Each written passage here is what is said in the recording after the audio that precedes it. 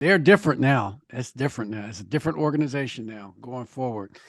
And I think there was already blood in the water just because they're old now, but now there's really blood in the water. And I wonder what this does. Draymond's got options. You know what I'm saying? Like he got options now. And I just wonder what this does with him and his thinking about what he wants to do going forward. That's gonna be, yeah. That's I'm very interested by how this shakes out. And the number one thing I'm very curious about is what number 30 has to say about it. Right. And what number 23 has to say about it, and what number 11 has to say about it. Because they've got some real serious contracts to Yes. deal with. They've got some holes they need to fill.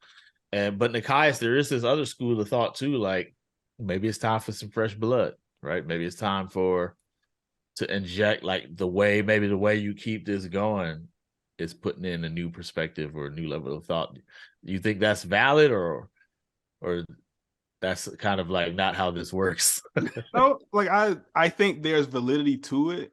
And I think we are reaching, especially this offseason with the contract decisions, it feels like the Warriors are really reaching this inflection point of the dynasty now, where it's like, okay, how much longer can Steph do this?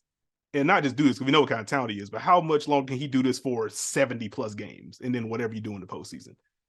What does this new version of Klay Thompson look like? He's fully healthy, but he's still very much not like 2016 Klay Thompson.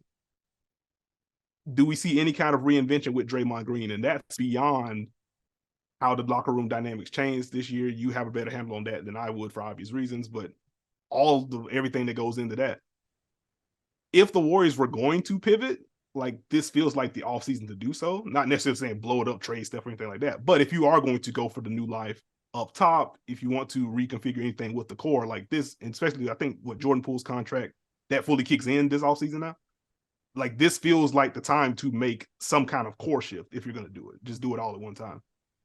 It certainly feels to me like if Marcus, if they're going to do something, it's got to be Poole, right? Like that's the chip they have. That's the card they have to play. Now I don't know what they can get. Kuminga. You think that Kuminga's a better chip just because of the contract or because of his play? Well, I think that, I think he's still on his rookie deal. It's Yeah. not a big number.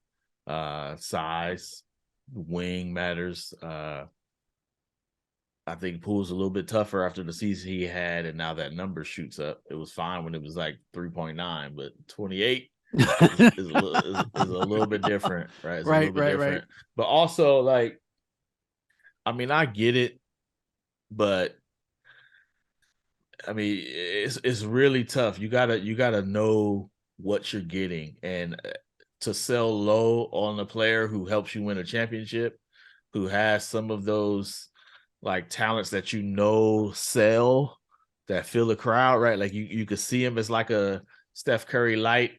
I think that's gonna be tough for them to walk away because they've seen it too much. Get it right? Like they've watched it, so I think it'll be a little bit tougher. I don't think it's not impossible. I think it might even be probable in some senses, but if they pull the trigger, they're gonna feel really good about what they pull the trigger on.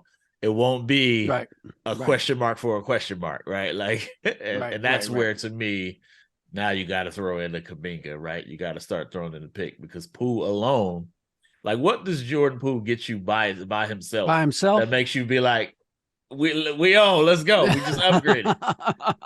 Better off hoping he just improves. Yeah, and run it back for a year and see, and then you can always trade him the next year. That's true.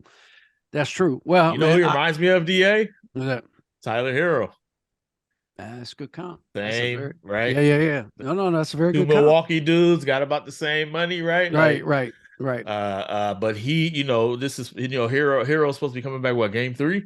He's targeting game 3 in the finals. Like that's, I mean, you see these dudes play on this level, Nikai. It's like, it's tough. Yeah. To walk, like Jaylen Brown is down now, right? Like everybody's down on Jaylen Brown, but like, come on, man. We've seen him produce at the big level. Right. You don't just He's walk been away in the from finals that. and played well. Yeah. I was about to say, like with Jordan Poole, like it just feels like we trade Jordan Poole for two pieces that help. Yeah. And you may wind up feeling good about that for a year or two, but then you look at if Jordan Poole improves, which he should because of how young he is and just the path that he's been on throughout his career, you may be looking back at that trade 3 or 4 years from now, like, we probably should have been a little bit more patient, especially if the trade doesn't help Golden State get another ring. If it's just we made the conference finals next year, second round the year after that, and now we're reconfiguring again, and Jordan Poole has become a 27 point per game guy somewhere. Yeah. Like, well, we took our shot. It made sense, but now we are reeling a little bit. So, well, the only reason you do it is to bring someone in to get you another chip. I mean, help you get another chip, right? I mean, that's all they're about now, which they should be, by the way.